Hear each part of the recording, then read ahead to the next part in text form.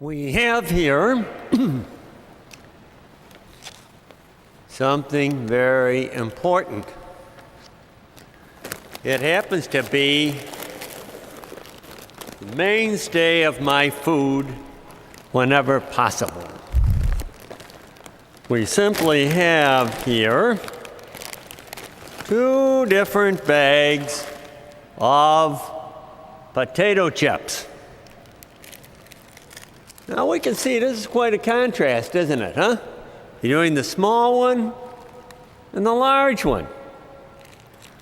Now we might as well be honest with ourselves and say, well, probably the smaller pack is the amount that we're probably allowed to eat and stay healthy. But the larger one is the amount that we would like to eat, right? And could eat. And sometimes we do eat, right? But you can see the difference between what we're supposed to eat, what we can eat, and what we often do eat. Well, our gospel today is a story about contrasts. Story about contrasts. It's a contrast between a man and a woman and their attitude towards Jesus. How did they look at Jesus?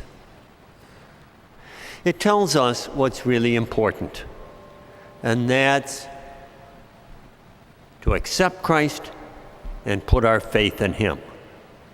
What's important is to accept Christ and put your faith in Him. Now we remember the story. Jesus is invited to the home of Simon the Pharisee for a meal. And the Pharisees were called the separated ones because they tried to separate themselves from anyone who was a sinner, any kind of sin. They wanted to be separate from that. And Simon seems to have invited Jesus, probably because he was curious. And this might be an interesting meal with him here. He goes through the motions of being polite, but that's it. He doesn't seem to really welcome Jesus. Well, during the meal, a woman comes in, was known to be a sinner, probably a prostitute. And she comes and she sits behind the feet of Jesus and she washes his feet with her tears and dries them with her hair. And then she anoints his feet with oil. And when he sees this, the Pharisee says,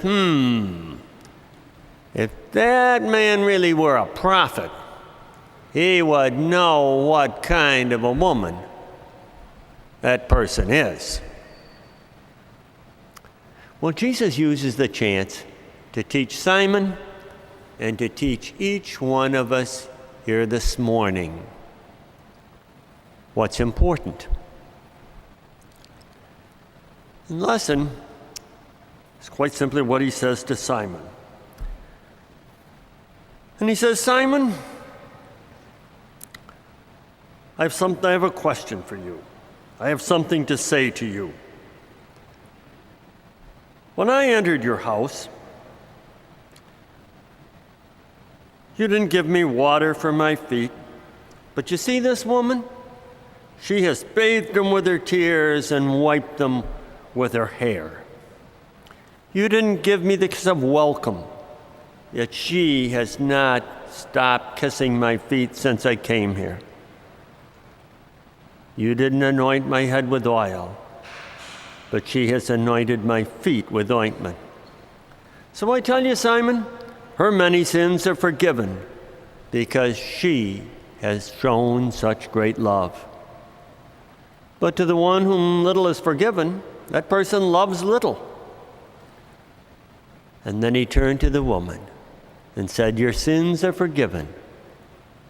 Your faith has saved you. Go in peace."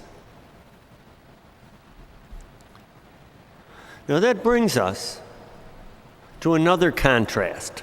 Remember, we're talking about contrast today. And this contrast is between Simon the Pharisee and Jesus. You see, Simon looked at the woman and saw her for what she was, a sinner. And he was stuck there. He just couldn't go beyond that. Jesus looked at the woman and saw what she could be, and that's a saint.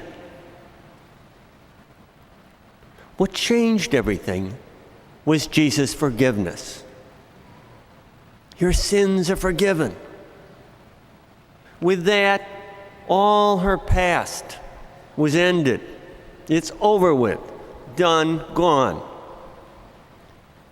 Now she was free to be what she could be. And there's really no limit to what good the woman could do. What changed things was the forgiveness. Maybe an example will help.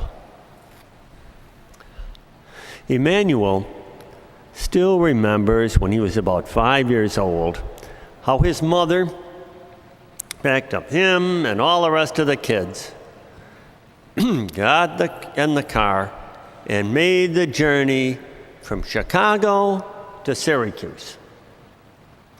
And she did that to get away from Emmanuel's father, who was a criminal and a gang leader. And Emmanuel grew up resenting his father and the things that his father did to people. Well, some years back, Emmanuel's father began to come to Syracuse to visit his grandchildren. And Emmanuel said, I still couldn't accept him as a father, but I could see that he wanted to be a grandfather to my kids, and that's good. Well, when Emmanuel's father died a couple weeks ago, Emmanuel and I had a chance to talk about forgiveness. And he said, it's never too late to clear the slate. It's never too late to clear the slate. He said, my father, he gave time and energy to my kids. And with that, I forgave him for what he was. And my father knew the bitterness that I had in my heart towards him, and he forgave me. You see, with forgiveness, everybody gains. Everybody is blessed when there's forgiveness. He said, my kids, they gained a grandfather. And I regained a father that I didn't have. And he regained a son.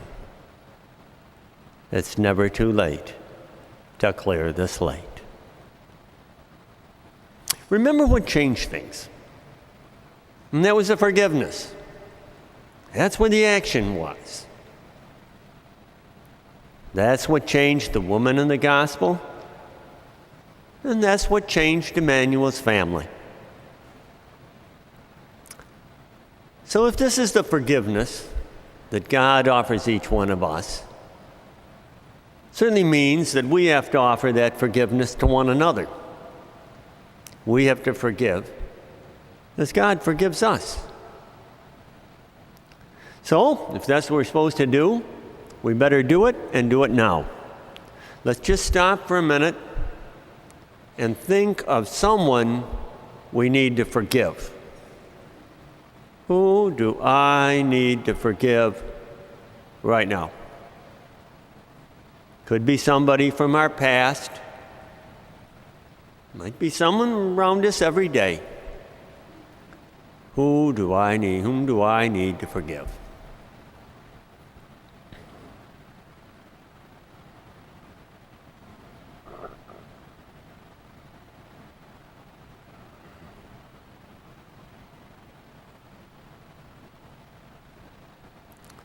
Now, forgiving is not always an easy thing to do, is it? Doesn't mean that automatically all the hurts, the memories of the hurts, are going to go away.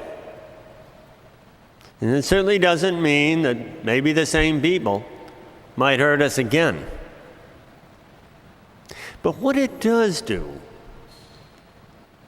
is help us to begin looking at other people the way Christ looked at them. Look at other people the way Christ looked at them. Remember, he looked at the woman and saw a saint. So as we get ready now to share in the body and the blood of Christ, let's ask our God for the help that we need. The help that we need to forgive one another.